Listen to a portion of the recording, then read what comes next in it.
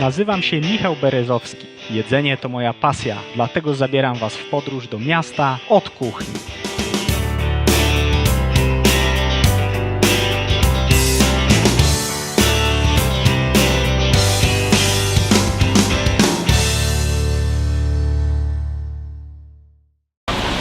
Cześć! Dzisiaj jestem w Uki Uki, gdzie razem z szefem Tairą Matsukim zdradzimy Wam sekrety ramenu oraz porozmawiamy o kuchni japońskiej. Zapraszam do środka. We have udon. Here's udon. This is udon. Yeah. And this is ramen. Ramen is slightly thinner. So slim. Yeah. And the udon is slightly thicker. So that we do have this how's it called rubberness. The consistency. Yeah. And the ramen is thinner, and also this is like a similar monko flour as udon, but the huge difference is that the ramen has kansi, that's alcohol, that's more mineral powder inside. So which one is more popular in Japan? In Japan, it's a half and half. Some people prefer broth, like ramen broth is very oily. So is the broth difference also the udon?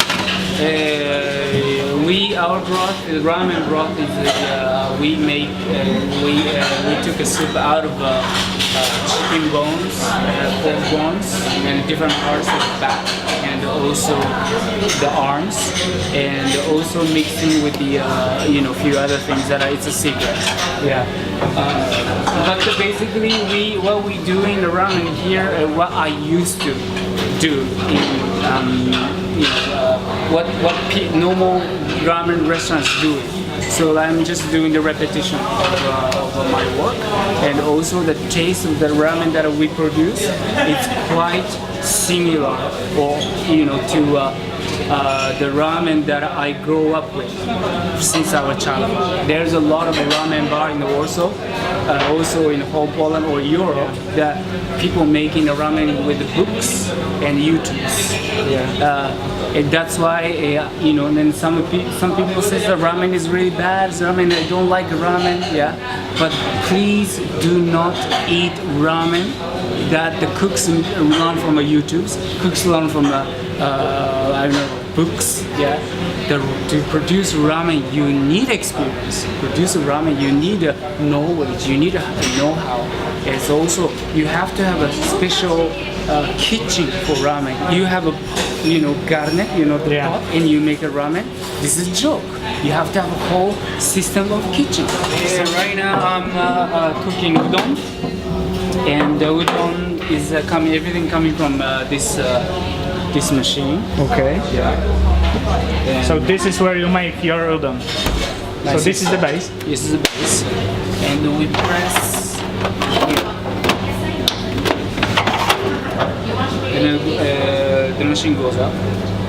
So this is the press. And this is pressing. And after press, it goes like that. And we start in second.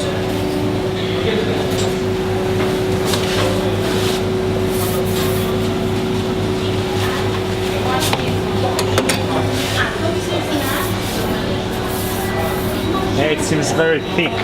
Very thick. Right now it's getting thinner and thinner, and then it has how's it called? This is the thickness level. Thickness level. Okay. So the higher the number, the more thin. Yeah, more thin is becomes. And usually the udon we do like 10 to 11, but the ramen is 12. So the ramen needs to be very thin. Very thin, right? Yeah. And do you cut it yourself or? Yeah, I cut it myself. I mean, the machine has automatic cutting system, so that the machine has all the 4 or 5 different kind of function. Pressing, so mixing. We mix here. Yeah. We mix the flour. And and pressing here, and this is like a, how's it called, make it thinner. Rolling, call it rolling. So it's a long process. Long process. It's not only what's So when do you know that it's perfect? It's just an experience. No. Right now, you put it here. You see like 3.5. Yeah. So Yeah. what is this? Oh, this Like is the thickness of the. thickness of the dough. Yeah. Yeah. I'm not the expert on history, but ramen came to Japan from China. Yeah. So how did it get popularized in Japan? Well, I think it's in back in before the World War. I think it's we only had a udon. Yeah. In Japan, there's not much like cows and pigs and that is available, or chickens. Yeah. And afterward, there's the bones, animal bones available. Oh, so I people see. started making soups, and also like usually like China already had this type of animal bone soup, and Japanese people started to mix with the Japanese flavor, like fish flavor, katsuobushi flavor, sababushi flavor. It's like a different kind of a dry fish mixing with the bones, the animal bones, and then I think that's how it gets developed. Japanese ramen. So it's like with the most of the food, it started as a poor people's food. Well, I don't know the poor people, but this is like definitely that's- how's it called, B, not the A sort of like higher class, but just like a, how's it called, like for everybody food. It's the ramen in Japan is not so, how's it called, like wow, like the high, not only rich people, but for everybody. Yeah, but now it's like one of the most iconic dishes from Japan. Yeah, right now after sushi, I think it's getting popular and popular. I think what we miss in Warsaw is yakitori. I would love to see some of yakitori. Well, yakitori also need a special equipment. Not only technique, but equipment is very important. You have to know what kind of temperature and which part of the the chickens need to be grilled and stuff like that. I guess that's why it is so good.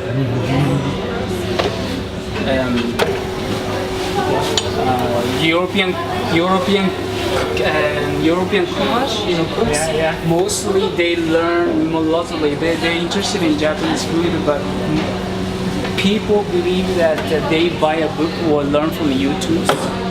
Forget it. You have to really, travel, and you have to experience the real things, and you have to learn from the master. Yeah, that's true. Like with everything, it's the same thing. Because here's the cooking is A, B, C mixing together chops, and there you go. Where did you learn to cook? Well, I'm starting from sushi chef in Japan, and I came here 2000, it's about 10 years ago, and I started a sushi bar, sushi sort of a catering service up in the Ursus area. Then it's been very kind of successful, and this is my second restaurant. It's based on this. Right now, this is udon cup, and the udon cups.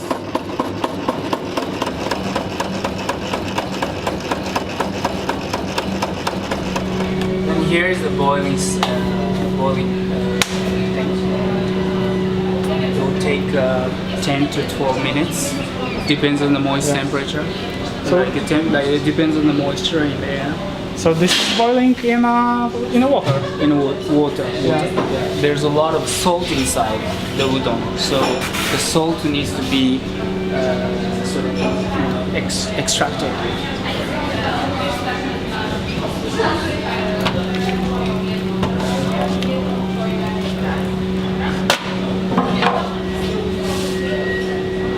another minute and 50 seconds, and I'll show you later how to pick them up. Okay. So this is a very precise job. Yeah, precise job.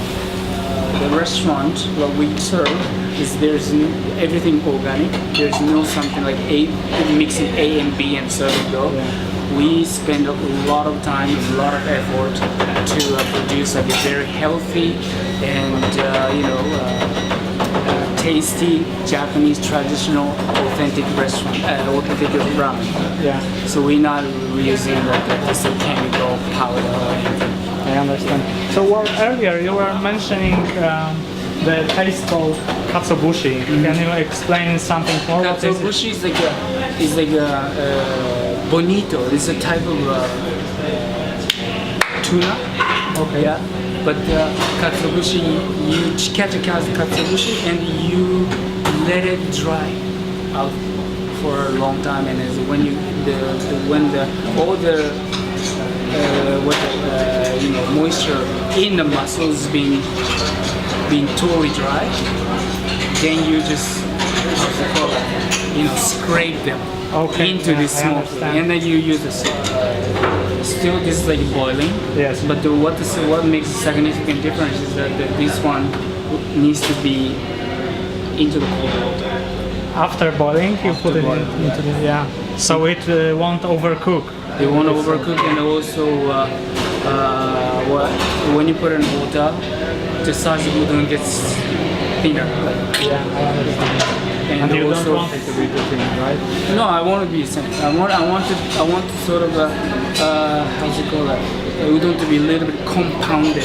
Okay. Yeah, it means outside is very thin, outside is very smooth, inside is kind of bouncy.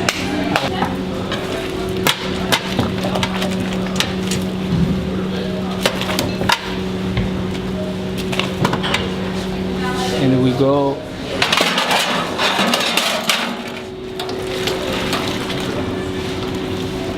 Water. So now into cold water. And we wash.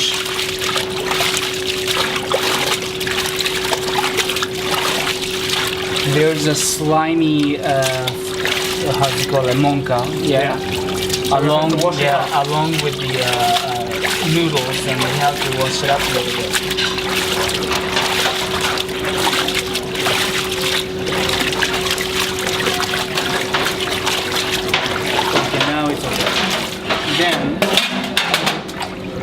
Then you put into very cold water. So it's even colder. It's even colder. This is a washing process. This is like a cooling down process. So we try to stop the cooking process. Yes. So that they're not gonna cook any longer. When you cook longer, then the macaron, the noodles gets kind of like They're just too soft, right? too soft.